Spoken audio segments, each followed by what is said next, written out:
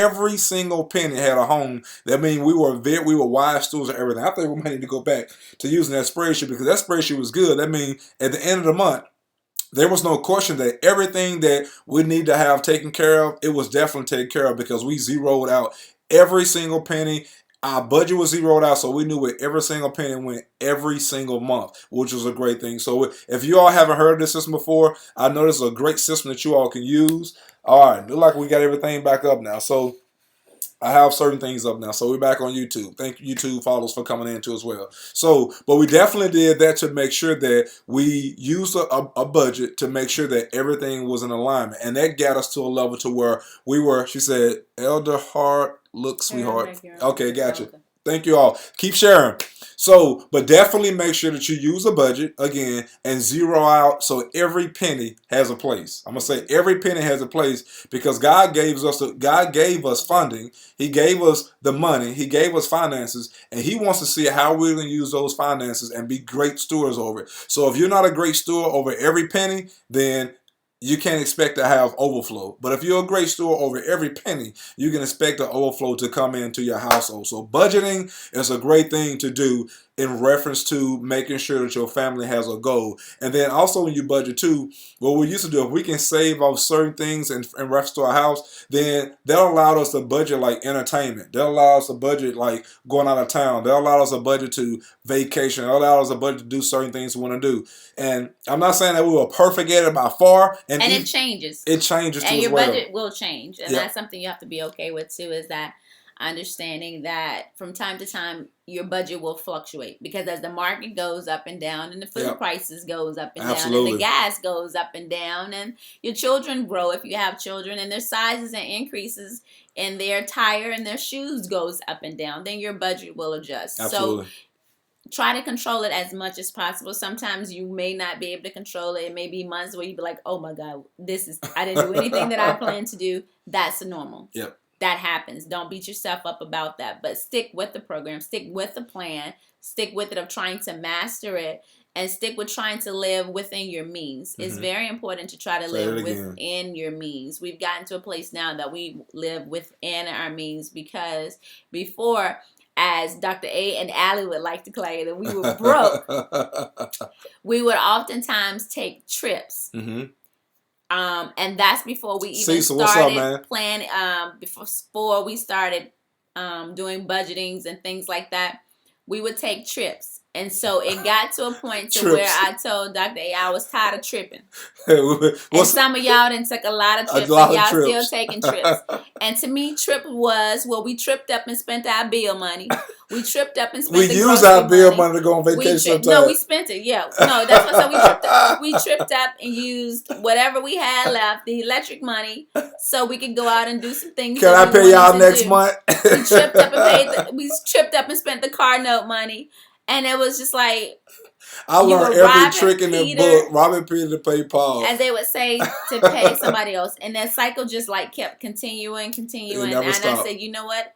We gotta stop. I don't want to take any more trips. Yeah. You cannot go back to pay here, buy here later.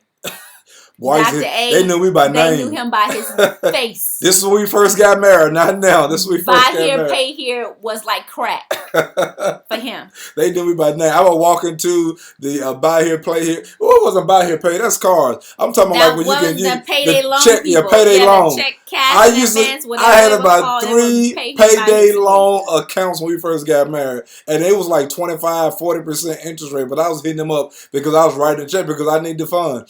If we wanted to go on vacation, here I come. Payday loan, baby. I'm coming to get you. And they kept sending him letters. Oh, you want 5,000? Come get 5. You want 3,000? I will come and get it. And I had to say, stop. No we more. We had to kill it. Yeah. No more. We're supposed to be the lenders, not the borrowers. Yeah. We were never called to be the borrowers. Why do you feel like an addict where you got to keep going to these people because they sending you cards and letters saying, oh, we can give you some money if you need it. It's called self-control. Absolutely. So your budget makes you have self-control. Where you have excessive spending habits, then it makes you have self-control, because a lot of things that you desire to have and you want, you really don't have to have, and you really don't desire to have. You only wanted to have it to please your haters, and then what you can say too to as have well, it to please the people that you don't even like being around, but just so you can have a higher self-esteem, because you struggle with low self-esteem and you want to feel like somebody can make you feel valued or appreciated trying to hang with because the of Joneses, what you look say. like.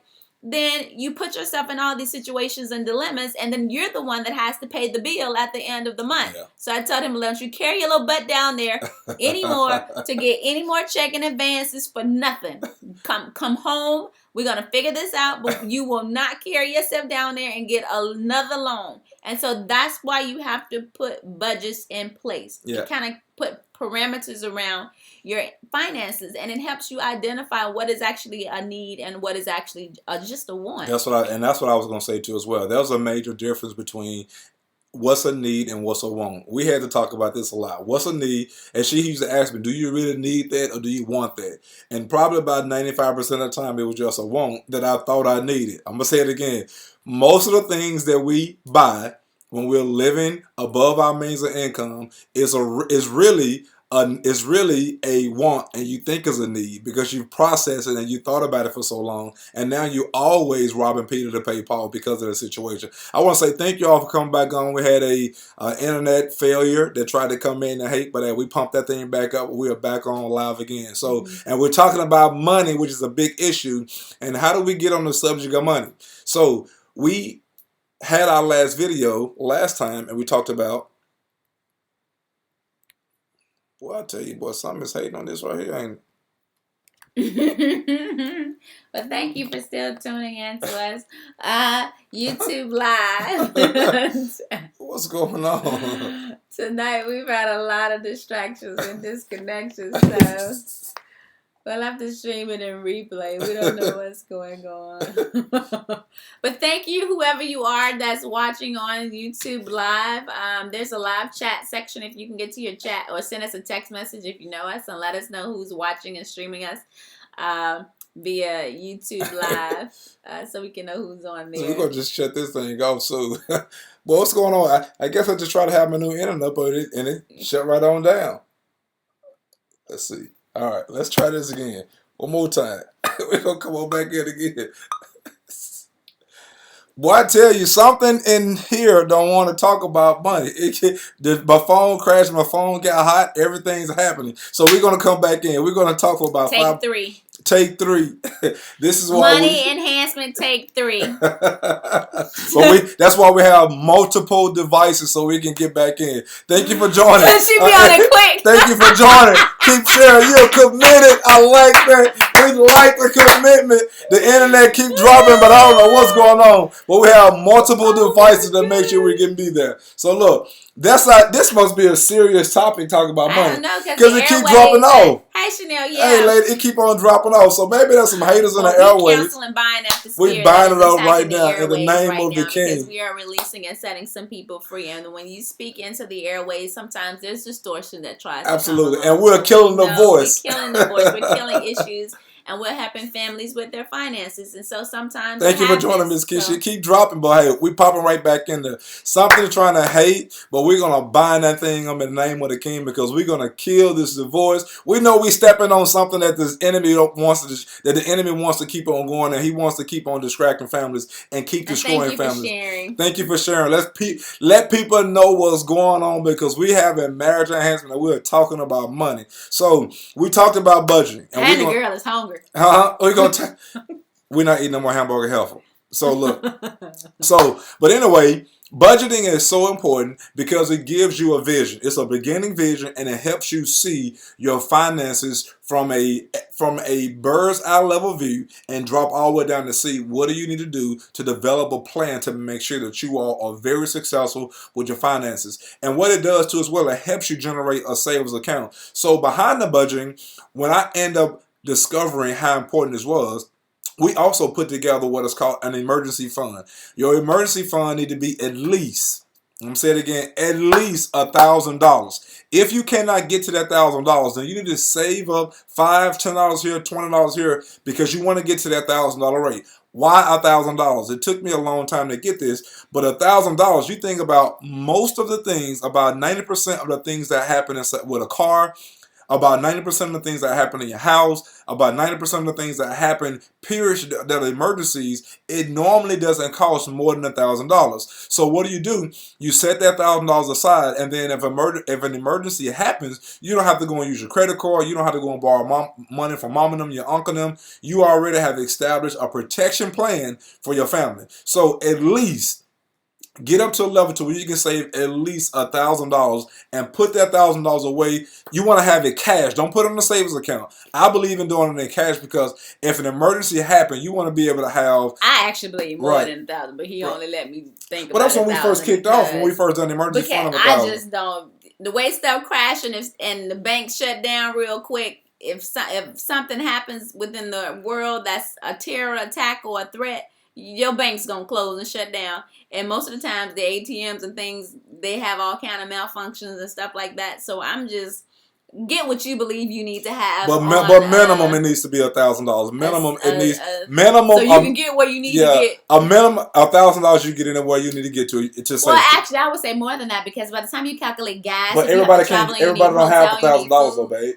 Wow. Everybody don't have $1,000. That's why everybody's different. That's why I tell you, do what you think. Minimum amount is $1,000. That's how I got my family secure. A minimum amount is $1,000 because if you get $1,000, the reason why you do $1,000 for research wise is most of the things 90% of the time it happens it's going to be at least $1,000. Not talking about economics. Somebody come and shoot up or blow up themselves or something like that, but regular household items. If your car can't break down, if your refrigerator break down, you have a hot water heater break down. If you have $1,000, at least you'll be able to take care of the minimum amount of things. Now, if a crisis happened and 9/11 happened again or something like that, yeah, you want to have the protection, but at least $1,000 to make sure you can do that. I know that it's easy for us to say $1,000, but everybody. Well, it wasn't easy at first. It was again. So yeah, you're right. $600 to $1,000. But you want to get to $1,000 because of that. Because of that rate. So drive to get to that $1,000 rate, and it's been proven over and over and over again. But it was hard trying to get that $600. It was hard trying to get $20 extra at that time because again we were living above our means of income. But you have people who are watching that could be actually living above their income. So we have to teach on all levels. We can't just teach on the high level or mid level. We got to teach on the low level too. So yeah, but you want to get to. But I'm just saying low level. If you have $500, if your car break down. If you need a new motor nowadays with the new cars though they do need to have right. That's what I'm saying. If your car break down now, average. If your car break down now, average, and your motor go out. If you don't have at least $1,000, you're not getting a new motor. Well, I just called Mookie and say, "Can I borrow your credit?" No, that's not gonna work. That's why I say $1,000. If you have at least $1,000, no, hold on. I call Mama Mookie. No, you ain't calling Mama Mookie. Nobody. You got your taxes yet? That's what they gonna do. Both taxes is over with. You got your taxes. Man, you playing? I'm trying to talk for real. She's sitting here playing. I'm trying to give y'all some real tips. She playing. She hungry. She need to go away. Go eat. But if your refrigerator break down, it's going to be at least $1,000. If your computer go down and you need to have your computer, it's going to be at least $1,000. If your hot water heater in your house go out, it's at least $1,000. So that's why I say the minimum amount is at least have $1,000 inside of your account for emergency fund. Get to that $1,000 level. If it's hard, run to it, get to it, save every little. It might take you a year to get there, but once you have that $1,000 established, then you can have a safe emergency fund for your family. It can be $100, it can be $200, but you want to get to that $1,000 fund because data proves it.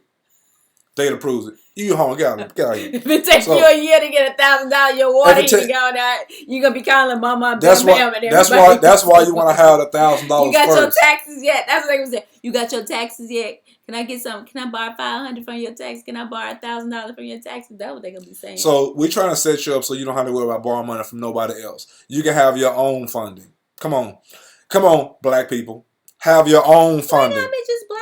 I'm saying black people because I know because I deal with a lot of black people and I know how we think when it comes to money. So black people, save your $1,000 because most of the time, so you don't have to borrow from mom and them and Pookie and them and get nobody a refund check. You are self-sustained within your own family to have $1,000 in your account. So if something happened, you were good. I know this because I did it. And when things happened, we had our money to go back and pull from, and I ain't had to go and borrow from nobody. Now, when we first got married, yeah, I had to borrow a lot of money.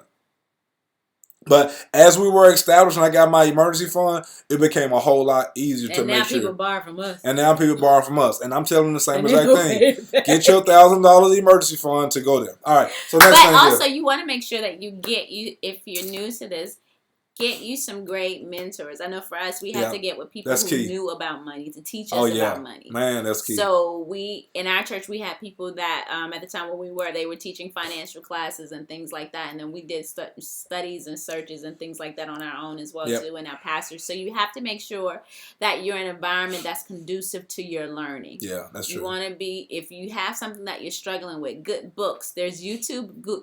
I used to hate Googling YouTube, but actually Googling YouTube, you can play on your phone, okay, Google, it'll tell you all kind of stuff that you really need to know. So, but actually having some accountability partners that can look you in your eyes and go over your budget and finances with you and say, okay, how much are you actually bringing in? And they can look at it and say, okay, well, you make more than enough, so where are you coming short? But most of the times the issue is, we don't want accountability partners. We don't want people to tell us where we're going wrong and telling us how to not spend our money so we can be successful. We just want to live life and do and do what we want to do and then beg all our lives. Yeah. You can't do that. That's not kingdom. You can't do that. You have to, and YouTube. YouTube is a great feature. Thank you, Chanel, for that. YouTube is a great place that you can go and it can teach you, it can give you worksheets. Google have printable worksheets that you can do for budgets. I print them out every month and there's this new one that I like that I can tally up everything in and I keep up with it because I'm a paper trail person. I'm paper. She had paper. I'm trying to move over to technology slowly. I love it. Because of the crisis happened, then she got her paper, right? She got paper, scratch paper, all this technology. All this technology. She got paper budgets. Nobody uses paper budgets no more. Nobody uses paper budgets no more. I'm talking about how you can have mentors and how you can have people who've gone through Dave Ramsey programs and different other financial programs that are out there that can actually help you be on top of your income. That can actually be, I don't want to say dummy proof, but dummy proof. They make it simple. That was another word I was going to say other than dummy proof. But they can make it user friendly. Very user friendly. That's what I was going to say. Great words. Dummy proof. They can make it very user friendly for you to understand how to do things and make it simpler so it's not very complicated with you. And they walk you through it step by step. So that's what you want to do. You want to make sure you can get with people that can hold you accountable and go over your finances that you feel comfortable with, because sometimes you can't share your income with everybody. Absolutely. So you have to be very careful. Because they'll be calling you to borrow money.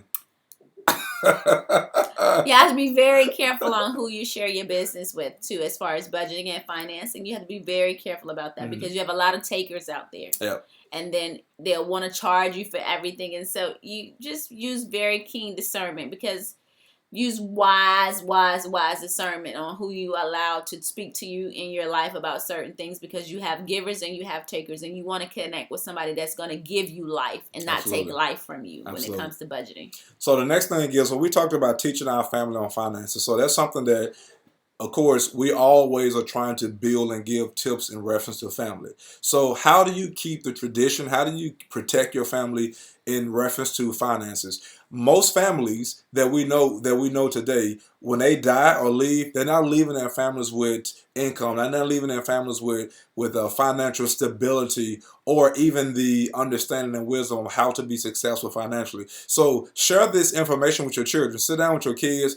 Help them understand what is a budget. Back in the day, they say sit down and show your kids how to write a checkbook. But now nobody hardly using checks. We still use checks every once in a while, but she old school with everything. So, but sit down with your kids, show them the budget, show them what is a budget, and it'd be okay to pull out a couple $100 bills and say, okay, this is where money at, and when you do this, we have to do this, we have to pay for this, so that they can understand that money.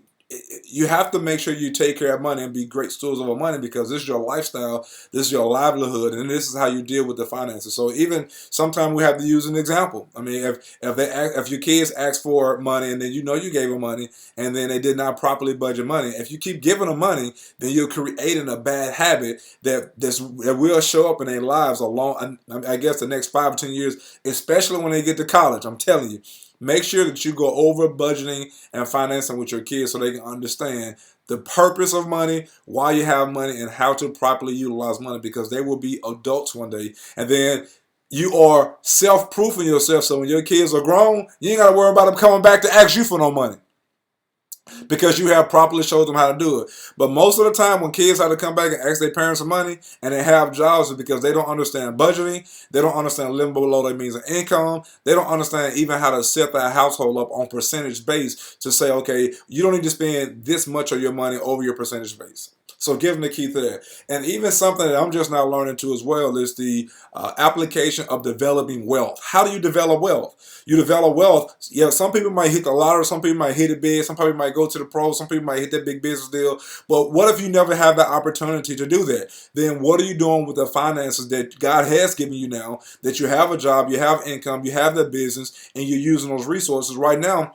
You have to understand the goal of saving at least 10% of everything that you earn. So first thing is we tithe 10% off of course, we have seed money, but then we save 10% of our own finances that's going to secure. And it goes into a bank account that I just try to forget about and just let it go. And I will let it go forever, because I say, okay, in 5 years, I'm planning to live in 5 years. So if I have this bank account with the 10% going over there for the next 5 years, it's going to be X amount. So there's a vision for me because I'm a saver. So if I have X amount going in there for 10 years, then in 10 years, if I have 10% of my income going to one location, this is key. In 10 years, you will have the equal amount of your salary right now.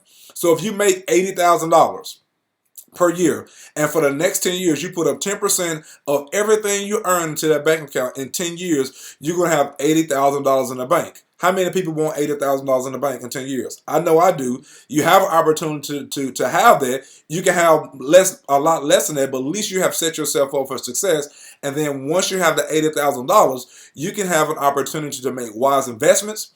Then we have to get into the stock market. We have to understand where are we going to invest our money and put seeds up for your kids and doing things like that too as well. So what are you doing with the financing for investments to make your money grow, and then make the money that grow, make their money grow? So you are applying compounding interest over and over and over again. So even as a teenager, if you have a teenager, they work at McDonald's, start teaching them the principle of saving at least 10% of everything that they have, and I promise you, they will have a life full of wealth, full of health, because a lot of times we come to a point to where we spend everything we have and then we don't take care of our health, and all of our finances going towards our health because we're stressed out because we didn't properly do the right thing with our finances. That's why I'm proud of what we've done.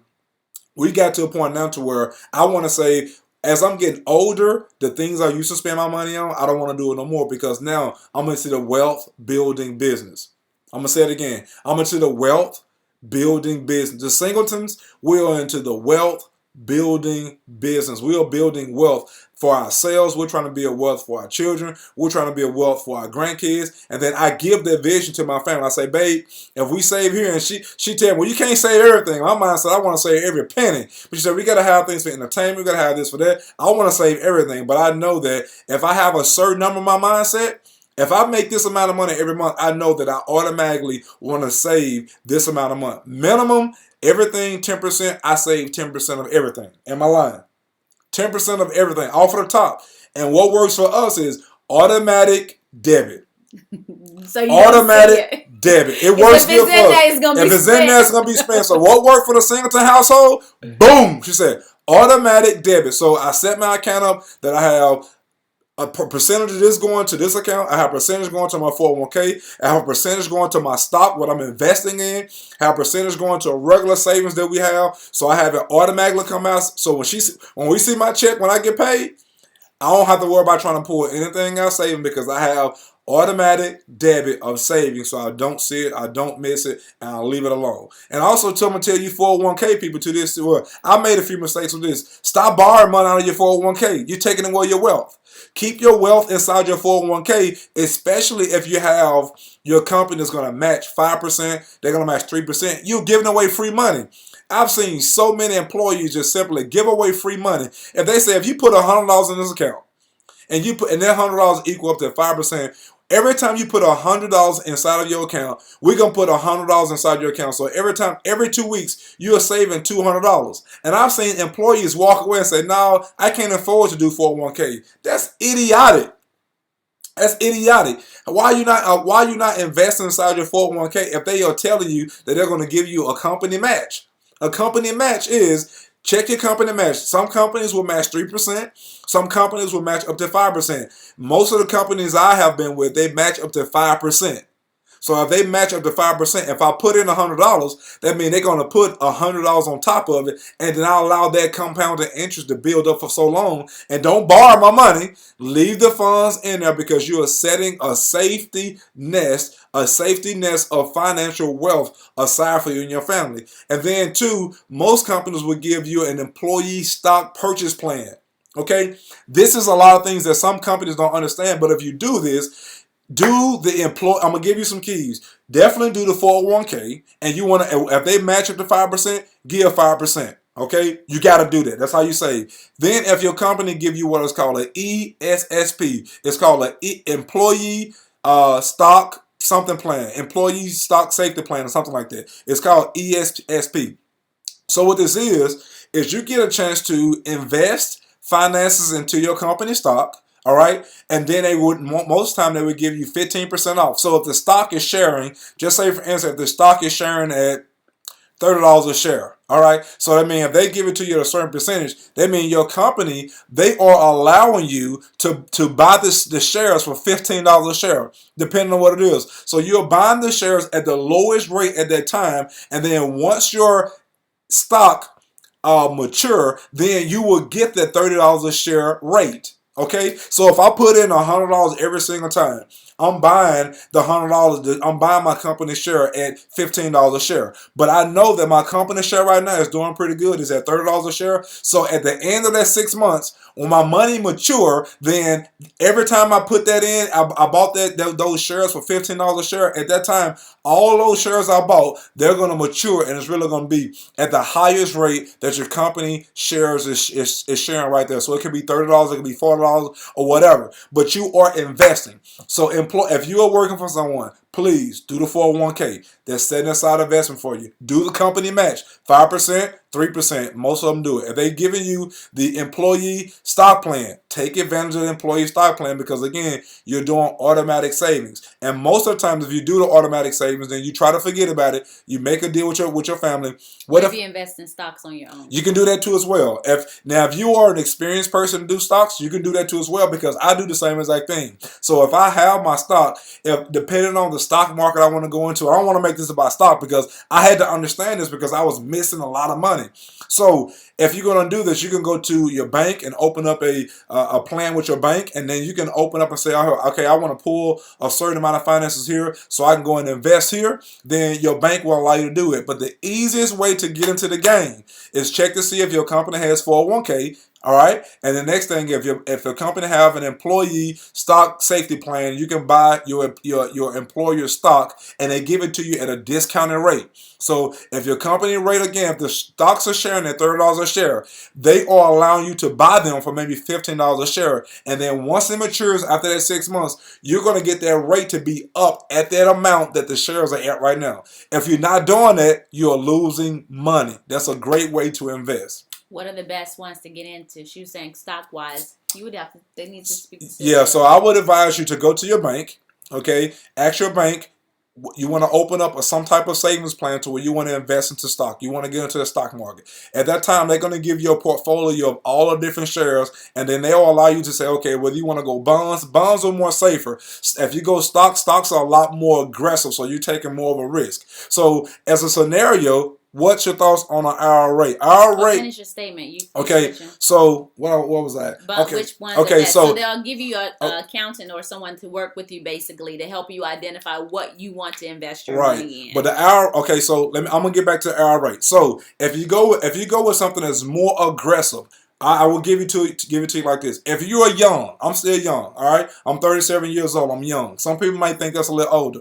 But if you are young, you're just not starting, I would say between your 20s and 30s, it's okay for you to go aggressive.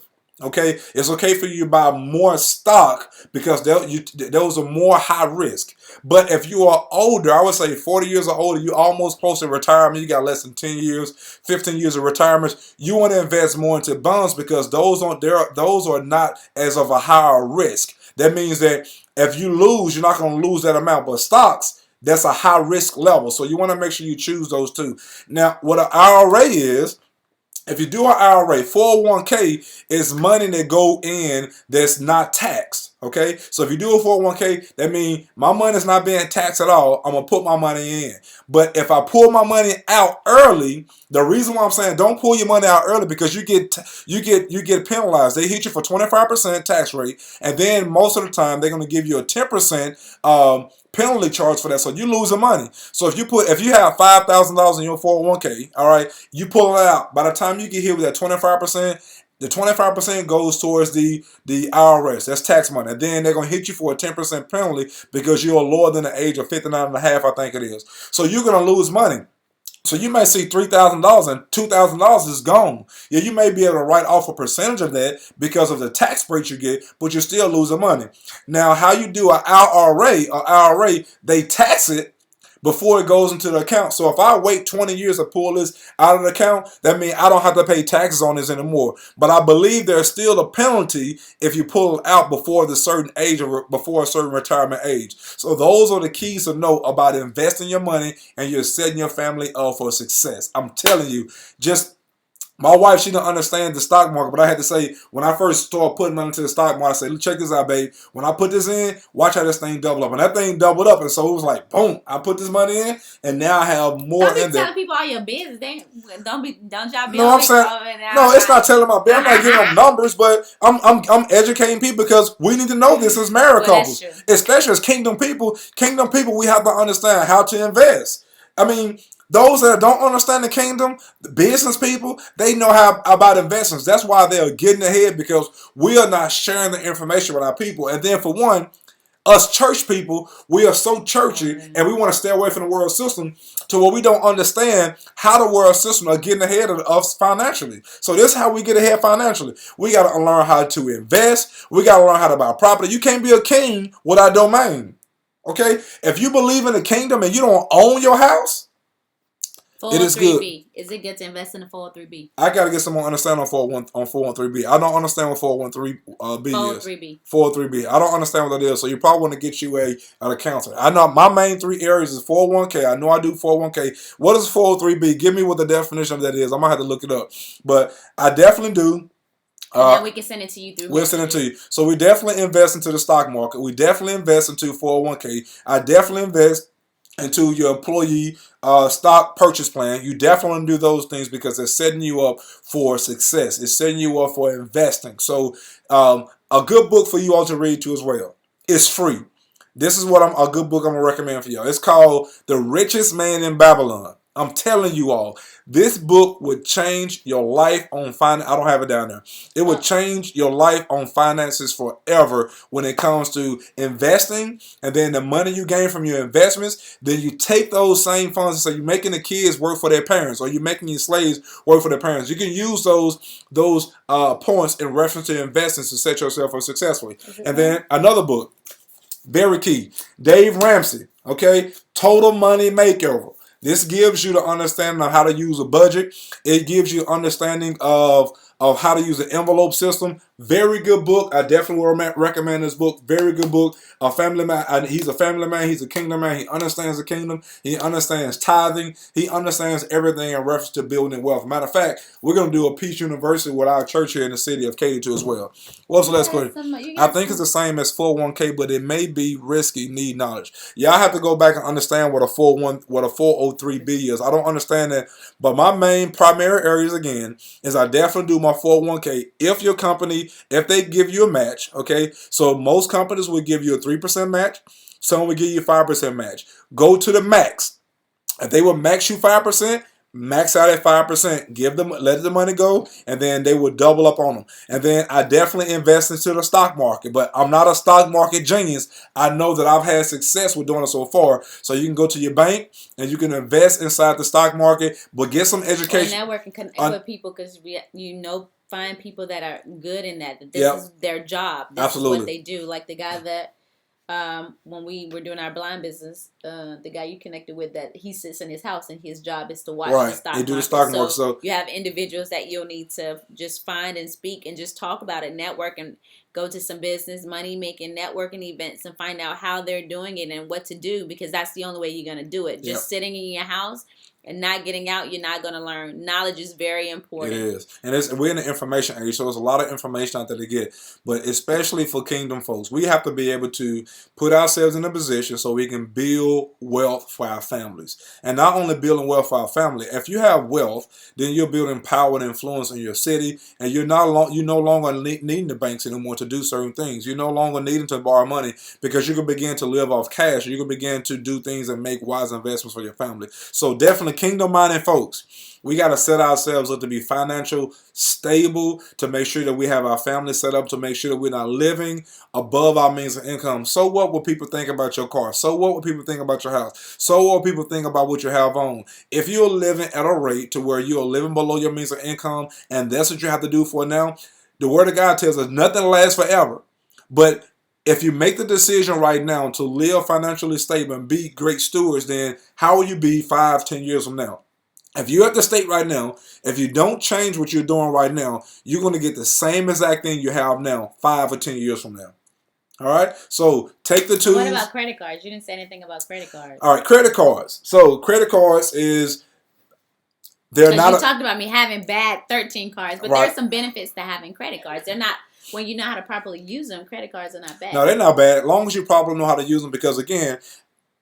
You want to use credit because you want to build your credit, all right? But I'm going to say this. In my mindset, I want to be able to live one day where I don't even care what my credit rate is because I'm living on so much cash. So, but right now, yeah, you might need credit to buy a house, to buy cars. But and for leverage. And for leverage. What if you want to pay cash for your cars? What if you want to pay cash for your house? And most of the people, Warren Buffett, ask Warren Buffett what his credit rate is. He probably going to laugh at you because he live on cash. You ask Bill Gates what his credit rating is. He probably gonna laugh at you because he don't use credit. He has enough cash. But if you have to use credit for the leverage and use credit to build your credit. If you don't have the cash to pay for your house or the cash to pay for your homes, and then if you're not gonna have the cash to pay for your kids to go to school, yeah, you need to have great credit to be able to do those things. But make sure you take care of your credit. Go to freecreditreport.com or all these different rates. Check your credit scores and make sure that your credit is at a high level rating so you can be able to do certain things if you need to. But take care of your credit. Use your credit cards. And the rule to get your credit rating, I'm going to take this to a whole new level. Rules to get your credit rating up. I had a great friend of mine, my mortgage guy, kind of help me with this too as well. Yes, that's good. Paying utility bills that help increase credit. Yes, that is a great way to do that. Absolutely. That is using it wisely. And you use your credit card to pay your bills because you pay your credit card off with the money that you would normally pay on your bills. Absolutely. But it is creating leverage for you so you can have a higher account with your cars in case you need to get something. So if your car breaks down and you don't have the cash, you can use that as a means of emergency then you can use your credit card because you have a $2,000, $5,000, or $10,000 credit limit because you've been diligent in paying your bills on time. We do not advise you to use credit cards if you do not have the money to pay for it because now you're living above your means. You don't use credit cards to get your wants, because now you're putting yourself back in debt. The whole purpose of this is to get out of debt. Credit is to build leverage. So if you're trying to buy land, properties, if you're building things, in order to establish, have these things that you want, you've got to have good credit. Although it's good to live off cash, that's great. Yep. But when you try to go buy a building or when you're trying to build a home and all these different things that you want to do in life, they're going to check your credit. Yeah. And if your credit is not good, then it's going to be a representation that follows you. And that's something that happened to us. Although we built 3 houses, but in the beginning, when we first started, our reputation and our name, our credit, it followed you. It follows you everywhere you go. So you want to make sure that when you use your credit cards, you pay it off. And there's a certain percentage that you pay it down so that your balance is not high. Don't keep maxing your credit card out to its limit all the time and your interest rates are going up and you're accumulating all of these extra fees because you waited past the due date that it was supposed to be paid. Pay your credit card ahead of time. If you know that your credit card is supposed to be on the 19th and you don't pay your bill till the 19th and you do it online, they give you a disclaimer. Read your fine print that says sometimes this does not process to 3 to 4 or 5 days later. Now and they send you a notice and tell you you're late. You've got to do your research. You've got to be very educated in the simple things because the simple things are what's going to hinder you. So if you're going to use credit, make sure you use it properly so that it can build a great name, because it is not a sin to use the credit card. And then the Bible also says it's not so much as it's wrong to borrow, but it's wrong when you borrow and you don't pay it back. That's in Psalms, I think it's 37. It's not wrong to borrow. It's wrong when you borrow and you don't pay it back. That's what the problem becomes. We've become people of taking. We've become takers to where we just take stuff and we don't think that we have to pay it back. Oh, well, I just got this credit limit of $600, so I'll just keep spending and keep buying, and then I'll just pay it later, and then you never pay it, and now you've got people in debt because they lent you money, but you didn't do your diligence to pay it back. So you want to be responsible and make sure you handle your business on out. Yeah, and the key with the credit card too, if you're trying to increase your credit rating, the rule that I had my mortgage guy tell me, he understands credit too in a great way. I trust him with this too as well. So if you only keep about 20% of your total credit limit on your credit card. So if it's $500, so 10% of 500 is 50. So maybe $100. So only keep about 20% of the credit limit on your credit card to increase your credit rating. So that means if you have a credit card and the minimum amount is due is $25, don't just pay the $25. Definitely pay more than $25, but you want to probably keep about a 20% of your total limit on your credit card, and that's going to help boost your score up. And keep doing that month after month after month after month, and then make sure that you are taking care of managing your credit. But definitely keep those things, take those tips, go over with your family. Sorry about the inconvenience with the internet, but we kept on coming back. Thank you all for your commitment and coming back. Be sure to share this information about money. We're going to come back, and we'll be back in a few weeks. Keep talking about marriage enhancement thing, because we want to make sure that we protect marriage, and we want to keep on family. Killing divorce. Boom, boom, boom. Married. Absolutely. So we definitely want to do that. Successful in your life, because you were never created to do life alone. Absolutely. So even if you're unmarried, you still are connected with us, and you're connected with a family of people who love you and want you to be successful. So in everybody's life, we should be on top. Absolutely. So he said, what advice do you both have on paying off bad debt? My understanding is even paying it off, it doesn't fall off. Yeah, so I think, got experience with that. Yeah, so what happens with paying off debt? All right, so if it's already damaging on your credit, normally most bad debt will stay on your credit for about 7 years. So if it's already on there, I'm gonna help you save you some money. All right, so just say for instance you have a credit card on your credit rating. Okay, it's already bad. You already been missing. They already got 30, 60, 90 days to hit you. It's bad, and you want to pay the credit card off.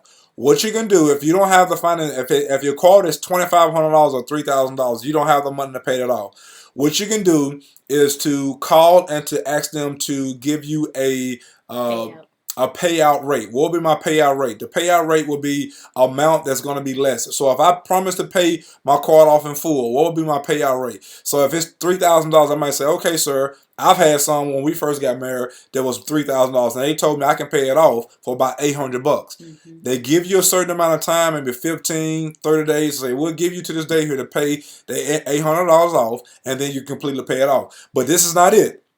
So once you go ahead and get them to agree, you go ahead and pay the $800 off. Now you can do what is called a debt validation.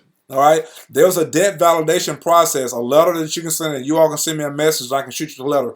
But there's a letter you can send in to the debt collection that they are not going to follow up and send you the letter right back. That they have to do it by the regulations in the United States. They have to send your correspondence back within a certain amount of time. They never send you the correspondence back in time. And so at that point, you have the right literature inside the letter saying that you have to take this off of my credit by law if you don't respond back. So there's ways to go ahead and get them to negotiate a payoff amount for your credit, but then go ahead and pay it off, and then wait about 30 days and do what is called a debt validation letter that's going to get them to go ahead and take that thing off your credit. And I promise you, your credit rate will do like this.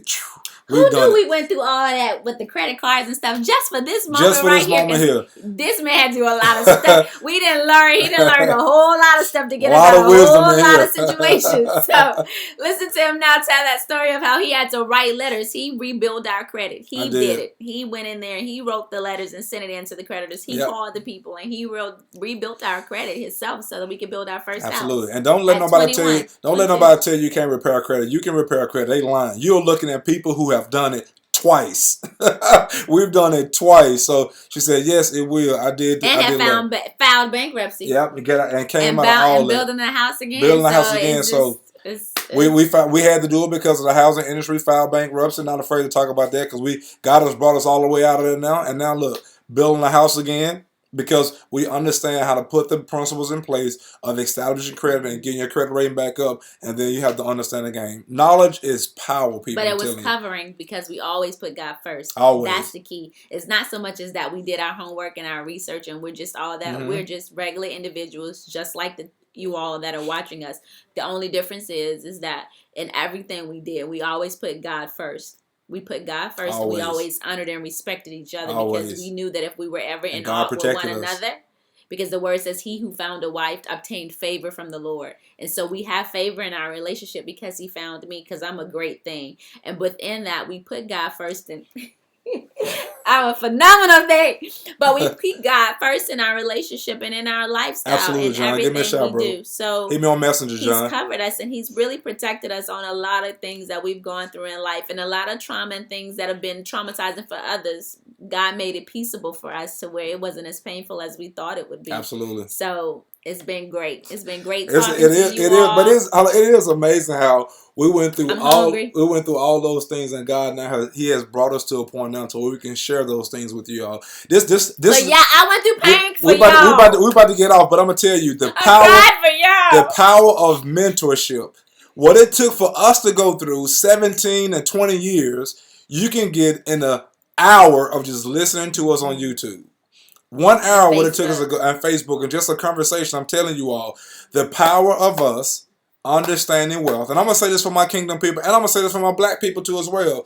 We have to, I don't care, for our black people too as well. Okay? Because we don't understand this. Caucasians, most Caucasians, they build this into their family legacy to understand this principle. But us as black people, we don't do a great job of doing that because our foreparents didn't tell us about doing it. It's not a black and white thing, but our parents didn't tell us about this.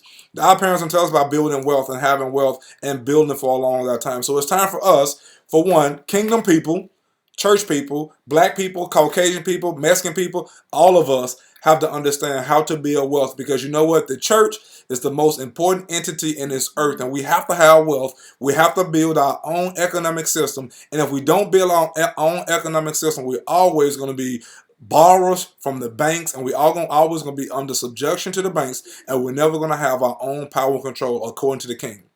So let's build this for our families. This is a way to protect our families financially. This is a way to protect our children, our grandchildren, and we are building wealth. So when grandkids say, I remember my grandmama and my granddaddy, you all did a great job for us for saving, and you built and you left an inheritance for us, so we were able to have a life. So most of the other cultures, when their children are born, they are already ahead by 20 years because they have finance. They don't have to go through the battle of debt. They don't have to go through the battle of trying to they have trust funds. How many of us can say we have trust funds for our kids so our kids can come out and have an advantage? But that's because they applied the principle which is in the Bible, which says the parents are responsible for leaving a legacy and a seed for the children to come, not the children's responsibility to care for the parents. Absolutely. And oftentimes in our culture as African American people, it is the children's responsibility to go back and make up for the difference that our parents did. Yep. And so we're carrying the weight and the struggles and the pain. But actually, if we really just applied the principle that God said, which was it was the parents' responsibility to lay down the foundations and the legacies and the seeds for the generations to come after you to be successful, then a lot of things that we've gone through, we would not have gone through. But at some point, somebody has to make the sacrifice. At some point, somebody has to say, it stops here. That's right. It's different in cultures. It is the culture. And so we don't neglect our culture and we don't put our culture down. We raise our culture up. Raise them up. That's what we do from this point. Raise them up. We understand our history. And that's the thing. You've got to know where you come from. Absolutely. If you don't know where you come from, you don't understand the struggles that you got to go through to rise up from. Absolutely. So when you know where you came from and where you're going to, now you have something to build upon. And we're taking all cultures. So we're taking, God has put us in a place to take all Caucasians, Hispanics, Indians, whoever you are, we're taking all cultures up to say, especially if you're a kingdom-minded people, it's time for us to stop being broke. It's time for us to stop leaning on the man. It's time for us to build our own economic system, to build our own wealth and live life together. And stop being in competition with each other. And talk about it. Talk about it. Stop hiding it. Stop hiding things. Stop hiding the wisdom. Stop putting on a facade and a front.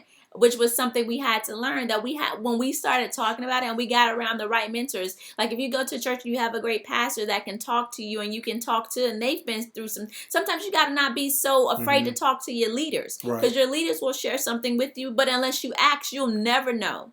So you have to be able to find people that you can talk to and explain, like, hey, this is what I'm going through. This is what I need to talk to. Have you ever been through this? Do you know anybody that can help me in this? But a lot of times we're so full of pride that we never want to let our pride die so that we can become great. So in order for us to become great, we've got to die to ourselves. Absolutely. If not, we're going to continue to bury ourselves in debt. And then our children will laugh at us and they will leave us because we left them nothing but debt and heartache. So what kind of legacy will you leave for your children? What kind of legacy will you leave for your generations? What kind of legacy will you leave for your marriage and your families and your relationships? That is the question that you should ask yourself. Live life, because you deserve to live life. You deserve to go on vacation with your family. You deserve to eat what you want to eat. You deserve to drive what you want to drive. You deserve to live in what you want to live in. And you deserve to have what you want to have. You deserve to not to have that feeling.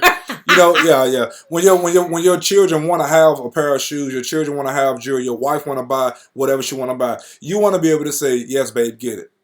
You want to be able to say, if your child wants something, you want to say, yes, get it. You don't want to tell your kid, no, sit down, you always ask for something, because really, inside you don't have it to get it for them. So that's embarrassing, but you feel bad. But if you have that feeling right now, what can you do to put yourself in position so when your child, your wife, your spouse, or your mom them say, I want to have something, you can do it. My dream in my heart is to buy my mom a home.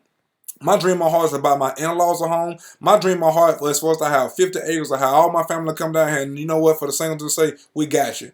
Because we're building wealth. It's not about competition, but it's building wealth because God has put us in position to have wealth.